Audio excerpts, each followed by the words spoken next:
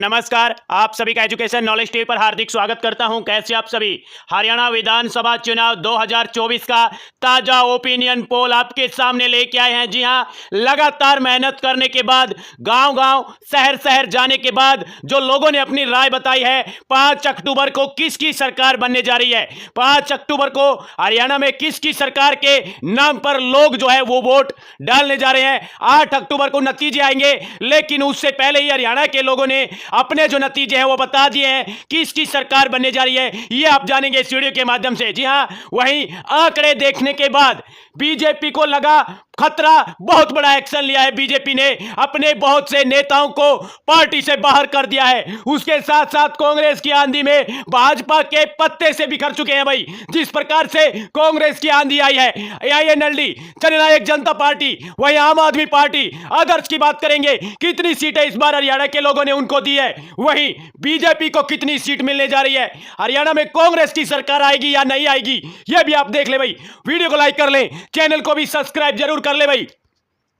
सबसे पहले हम बात करेंगे हरियाणा के सोनीपत जिले की 6 विधानसभा की सीटें हैं सोनीपत में। और आपको बता दें, यहां पे जो बीजेपी जो है वो मजबूत स्थिति में दिखाई दे रही है।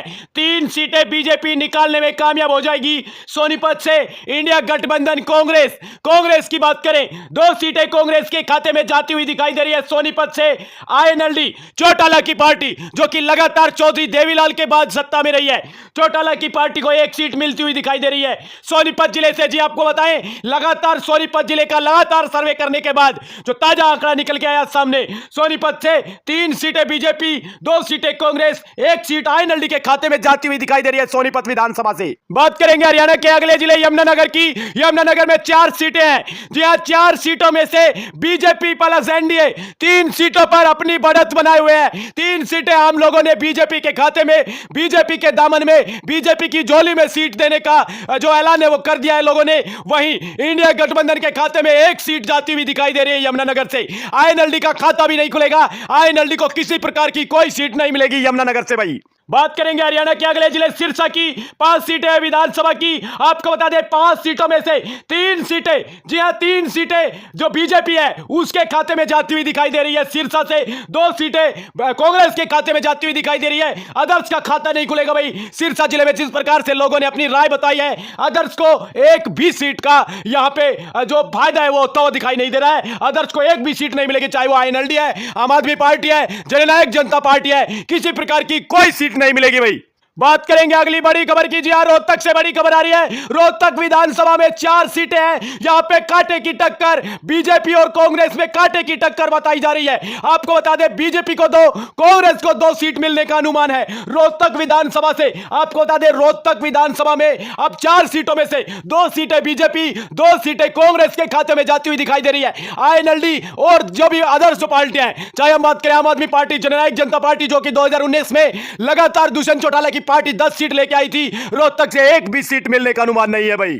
बात करेंगे अगले जिले रेवाड़ी की। रेवाड़ी विधानसभा में 3 सीटें हैं। जी हां, बीजेपी को यहां पे भारी नुकसान देखने को मिलेगा।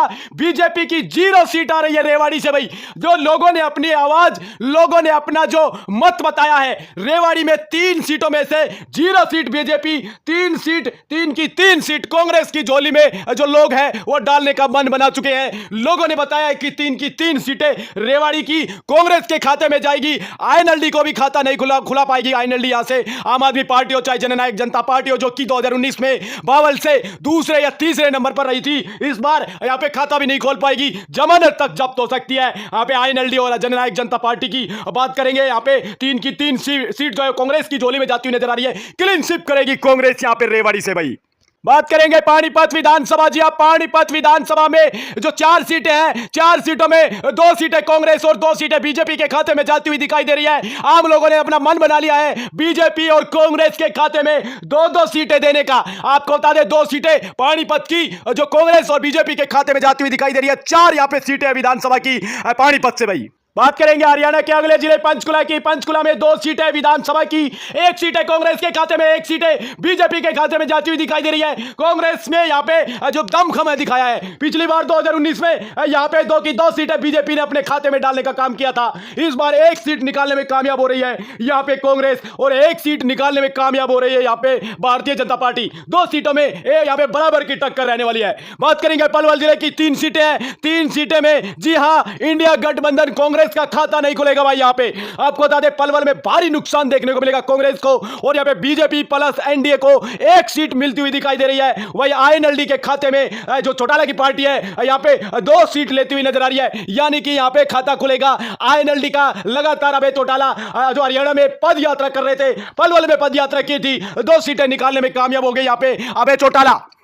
बात करेंगे हरियाणा के नू मेवात जिले की 3 सीटें हैं। मेवात जिले में कांग्रेस सबसे ज्यादा मजबूत बताई जा रही है। कांग्रेस ने यहां पे विरोधियों का क्लीन स्वीप कर दिया है, एक भी सीट नहीं मिलेगी यहां पे, चाहे बीजेपी हो, आईएनएलडी हो, जननायक जनता पार्टी हो, आम आदमी पार्टी हो, किसी प्रकार की कोई सीट नहीं मिलेगी। 3 की 3 सीट कांग्रेस के खाते में जाती हुई दिखाई दे रही है मेवात जिले से। मेवात विधानसभा में 3 सीटें हैं, 3 की 3 सीटें कांग्रेस के खाते में जाती हुई दिखाई दे रही है मेवात विधानसभा से भाई।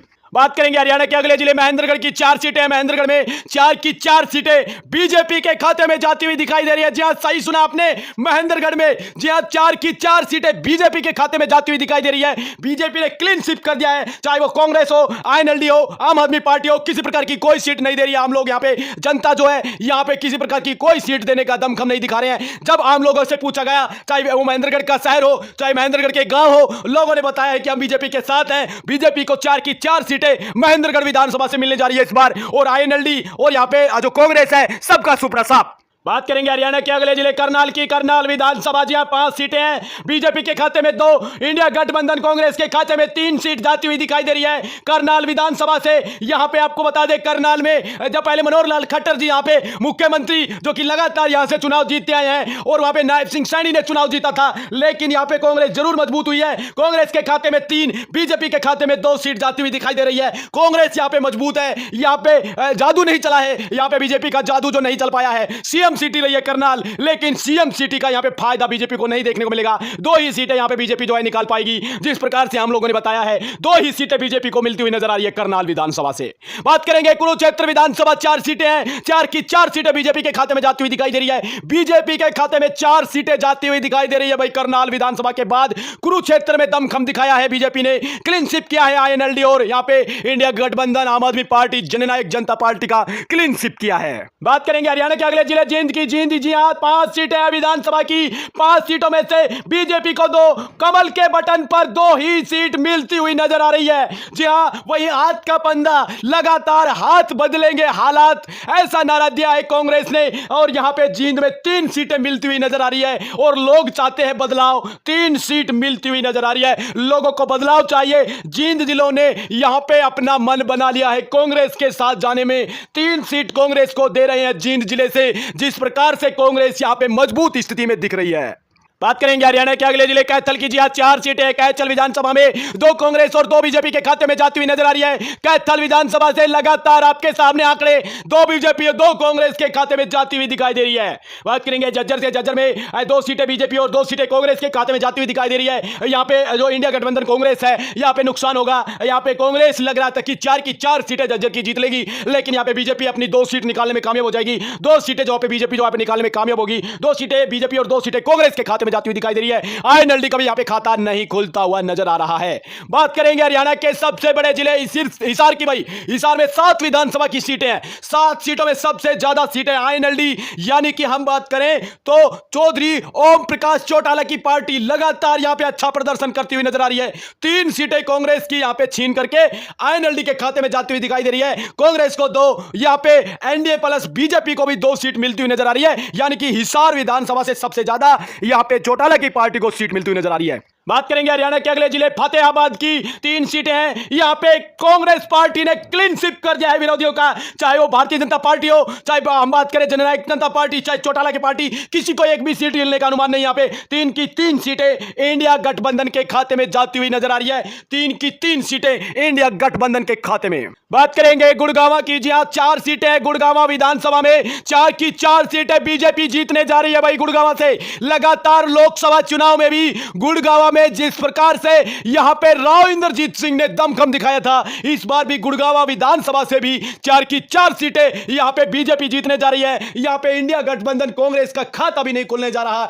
ऐसी यहां पे आम लोगों ने अपनी बात बताई है, जिस प्रकार से कांग्रेस यहां पे जो है बुरी तरह से पटकनी मिलने जा रही है। बात करेंगे हरियाणा के अगले जिले दादरी की 2 सीटें हैं। 2 की 2 सीटें इंडिया गठबंधन के खाते में जाती हुई दिखाई दे रही है। और आंकड़े आपकी स्क्रीन पर, जी हां इंडिया गठबंधन को 37 और 39 सीटें, बीजेपी के खाते में 42 सीटों का रुझान आपकी स्क्रीन पे आ चुका है। और यहां पे आईएनएलडी के खाते में भी 6 सीटें मिलती हुई नजर आ रही है। फरीदाबाद में 6 विधानसभा की सीटें, 4 सीटें इंडिया गठबंधन और जो 2 सीटें जो है वो यहां पे जो एनडीए प्लस बीजेपी के खाते में जाती हुई दिखाई दे रही है फरीदाबाद से भाई। बात करेंगे हरियाणा के अगले जिले भिवानी की 4 सीटें हैं, 2 बीजेपी और 2 कांग्रेस के खाते में जाती हुई दिखाई दे रही है। भिवानी विधानसभा से भाई, भिवानी विधानसभा में 4 सीटों में से 2 कांग्रेस 2 बीजेपी के खाते में। वही अंबाला से भी 4 सीटें हैं, 3 सीटें बीजेपी जीतने जा रही है, 1 सीट यहां पे इंडिया गठबंधन के खाते में जाती हुई दिखाई दे रही है। प्रचंड बहुमत किसी पार्टी को मिलता हुआ नजर नहीं आ रहा है। आज इस प्रकार से आम लोगों ने अपनी धारणा बताई है, आम लोगों ने जो अपना मत बताया है, प्रचंड जीत किसी को मिलती हुई नजर नहीं आ रही है। जादुई आंकड़ा जो है वो 40 सीटों का है, 44 पर भारतीय जनता पार्टी, और इंडिया गठबंधन की बात करें तो 40 सीटों पर 6 सीटें अदर्स की है, चाहे आईएनएलडी की है। चाहे अगर आईएनएलडी की सीटें इंडिया गठबंधन में जाती है तो इंडिया गठबंधन अपनी सरकार बना सकता है। अगर बीजेपी के साथ जाते हैं तो एक बार फिर से कमल खिलने जा रहा है हरियाणा में। और आपको देखने वाली बात रहेगी हरियाणा में जब चुनाव का रिजल्ट आएगा तो किसकी सरकार बनती है।